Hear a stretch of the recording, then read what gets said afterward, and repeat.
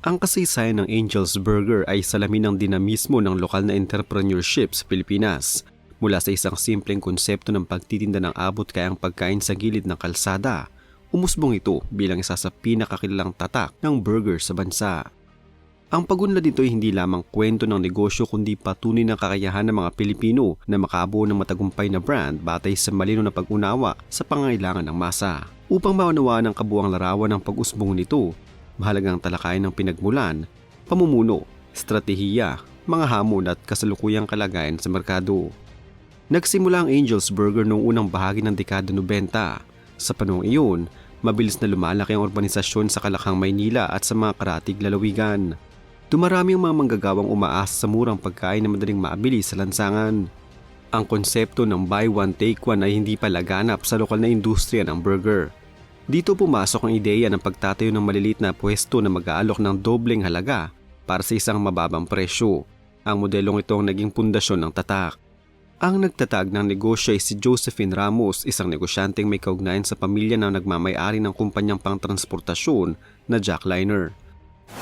Ang karanasan ng pamilya sa pamamahala ng malawak na operasyon at sa pakikisalamuha sa masa ay nagbigay ng mahalagang pananaw kung paanong patatakbuhin ang isang negosyong nakatuon sa pang-araw-araw na mamimili. Sa halip na pumasok sa high-end na segment ng fast food industry, pinili niyang ito ng produkto sa karaniwang Pilipino. Mga estudyante, driver, manggagawa at pamilyang naghahanap ng masustansya ngunit hindi magastos na pagkain. Sa simula, ang operasyon ay nakatuon sa mga kariton at maliliit na kiosk na nakapwesto sa mataong lugar. Pinili ang mga lokasyon malapit sa terminal ng bus, palengke, eskwelahan at mga pangunahing kalsada. Ang ganitong estratehiya ay nakabatay sa prinsipyong accessibility. Hindi kinakailangan ng mamimili na pumasok sa mall o gumastos ng malaki upang makakain ng burger. Ang produkto ay naroon sa mismong dinadaanan nila araw-araw. Ang pagiging abot-kaya at madaling makita ang nagpatibay sa presensya ng brand sa komunidad. Mahalagang suriin kung bakit Angel ang napiling pangalan. Ayon sa mga panayam at ulat, ang pangalang ito ay hango sa palayo ng anak ng may-ari. Sa ganitong paraan, nagkaroon ng personal na kahulugan ng tatak. Ang salitang Angel ay may positibong konotasyon, inosente, mabait at maaasahan. Sa larangan ng marketing, ang pangalan ay madaling tandaan, maikli at kaaya-aya sa pandinig. Hindi ito komplikado at madaling bigkasin sa iba't ibang wika sa Pilipinas. Ang personal na pinagmulan ng pangalan na nagbigay rin ng emosyonal na koneksyon sa brand na mahalaga sa pagbuo ng tiwala ng mamimili. Ang paglago ng negosyo ay hindi agad naging mabilis. Sa mga unang taon, kinailangan ito makipagsabayan sa mas malalaking fast food chain na may mas malawak na kapital at establishmento sa mga komersyal na sentro. Gayunpaman, ang malinaw na pagkakaiba ng konsepto, ang buy one take one na alok, ang naging pangunahing dahilan ng pag-angat nito. Sa halip na makipagkumpetensya sa ambience o sa lawak ng menu, nagtuon ito sa presyo at dami. Ang simpleng mensaheng dalawang burger sa presyong iisa ay naging makapangyarihang pang-akit sa merkado. Pero bakit nga ba ito sumikat sa Pilipinas? Tumugma kasi ang produkto sa kalagayang pang-ekonomiya ng maraming Pilipino. Sa bansa kung saan malaking bahagi ng populasyon ng kabilang sa low to middle income bracket, mahalaga ang bawat pisong ginagastos. Ang pag-aalok ng dobleng burger sa abot-kayang halaga ay nakapagbigay ng pakiramdam na sulit ang bayad. Naging bahagi rin ito ng kultura ng street food. Ang pagbili ng burger sa kanto ay naging pangkaraniwang eksena sa maraming komunidad. Mabilis din ang serbisyo at hindi komplikado ang pagpili. Hindi kailangan ng mahabang pila sa loob ng mall, sapat na ang paglapit sa kiosk at paghihintay ng ilang minuto. Sa paglipas ng panahon, dumami ang mga sangay sa iba't ibang rehiyon. Lumawak ang presensya nito sa Luzon at kalaunan ay umabot sa ilang bahagi ng Visayas at Mindanao.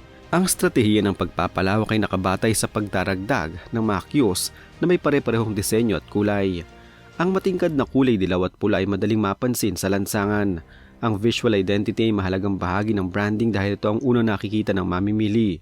Sa pamamagitan ng consistency sa disenyo, mas madaling nakilalang tatak kahit sa malalayong lugar.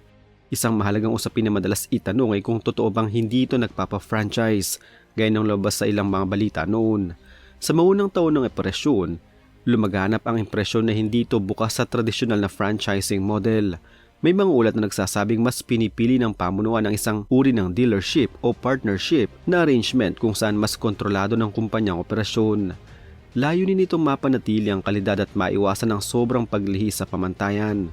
Gayunpaman, sa paglipas ng panahon, nagkaroon ng mas malino na sistema kung saan maaaring magnegosyo ang mga individual sa ilalim ng kanilang brand basta't sumusunod sa itinakdang alituntunin at supply chain.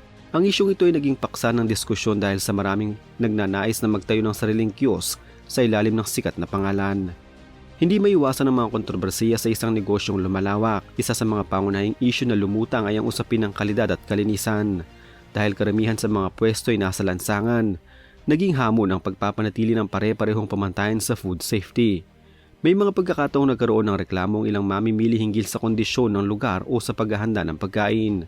Bagamat hindi ito natatangi sa naturang brand at karaniwan sa maraming street food vendor, naging sensitibo ang publiko dahil sa laki ng pangalan nito. Kinailangan ng pamunuan na higpitan ng monitoring at maglatag ng mas malino na patakaran sa operasyon ng bawat kiosk. Mayroon ding mga usapin hinggil sa kompetisyon. Dahil sa tagumpay ng konsepto ng buy one take one, maraming maliliit na negosyante ang gumaya sa modelo. Lumitaw ang iba't ibang tatak ng burger na may kahalin tulad na alok at disenyo ng kiosk. Nagbunga ito ng mas mahigpit na labanan sa presyo at lokasyon. Sa ilang pagkakataon, nagkaroon ng alitan sa paggamit ng kulay, layout at marketing strategy. Bagamat bahagi ito ng malayang pamilihan, nagdulot ito ng hamon sa pagpapanatili ng natatanging identidad ng orihinal na tatak.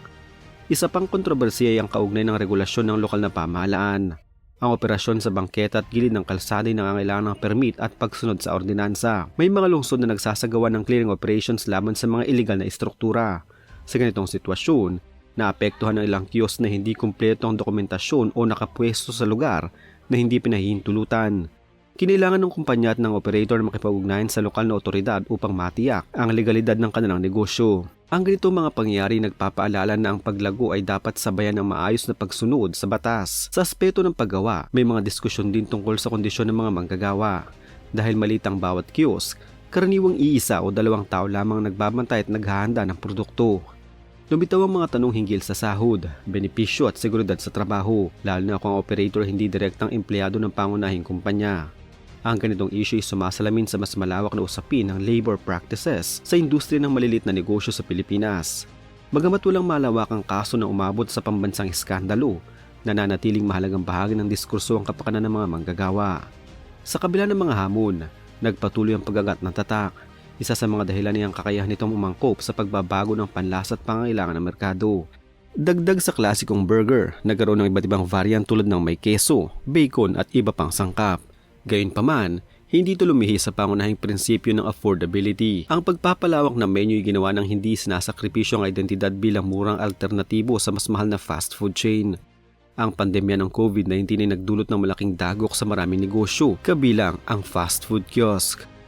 Ang paghihigpit sa galaw ng tao at pagsasara ng ilang establishmento ay nakaapekto sa foot traffic na siyang pangunahing pinanggagalingan ng kita. Sa panahong ito, kailangan ng mga operator na maghanap ng paraan upang magpatuloy kabilang ang pag-aalok ng takeout at pakikipag-ugnayan sa mga delivery service kung posible. Ang kakayahang makaligtas sa ganitong krisis ay patunay ng tibay ng modelo nito bagamat hindi may kakailang may mga sangay na nagsara dahil sa kakulangan ng benta. Sa kasalukuyang merkado ng Pilipinas, nananatiling malakas ang presensya ng Angel's Burger sa sektor ng street food at budget meal segment. Patuloy itong kinikilala bilang isa sa mga pinakapopular na burger kiosk sa bansa. Gayunpaman, mas matindi na ang kompetisyon ngayon kumpara noong dekada 90. Marami ng lokal at international na tatak ang nag-aalok ng murang opsyon. Dagdag pa rito, mas naging mapanuri ang mamimili pagdating sa nutrisyon at kalidad ng sangkap.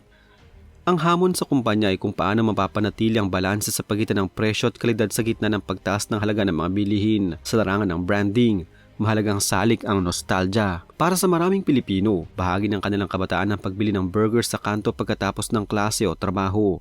Ang emosyonal na koneksyon na ito ay nagbibigay ng matibay na pundasyon sa patuloy na pagtangkilik. Gayunpaman, hindi sapat ang alaala lamang upang mapanatili ang nostalgia. Kinakailangan ng patuloy na inobasyon, mas maayos na supply chain, management at malinaw na komunikasyon sa publiko upang manatiling kompetitibo. Sa pagsusuri sa kabuuan, ang pag-usbong ng Angel's Burger ay bunga ng malinaw na pag-unawa sa target na merkado, matalinong pagpili ng lokasyon at simpleng ngunit epektibong value proposition. Ang pamumuno ni Josephine Ramos ay naglatag ng direksyon na nakatuon sa masa kaysa sa elitistang segment. Ang paggamit ng personal na pangalan bilang tatak ay nagbigay ng human touch sa negosyo. Ang konsepto ng dobleng burger sa mababang presyo ay naging simbolo ng praktikal na pagkonsumo sa kontekstong Pilipino. Hindi may tatanggi na may mga issue at kontrobersiyang humubog sa kasaysayan nito. Mula sa usapin ng franchising at regulasyon hanggang sa kalidad at kompetisyon, Ang mga hamong ito ay nagsilbing pagsubok sa kakayahan ng pamunuan na magpapatibay ng sistema at magpapatupad ng reforma kung kinakailangan. Sa kasalukuyan, nananatili itong mahalagang manlalaro sa industriya ng murang pagkain sa lansangan. Ang hinaharap nito ay nakasalalay sa patuloy na pag-aangkop at pagbabagong panlasa sa teknolohiya at sa regulasyon.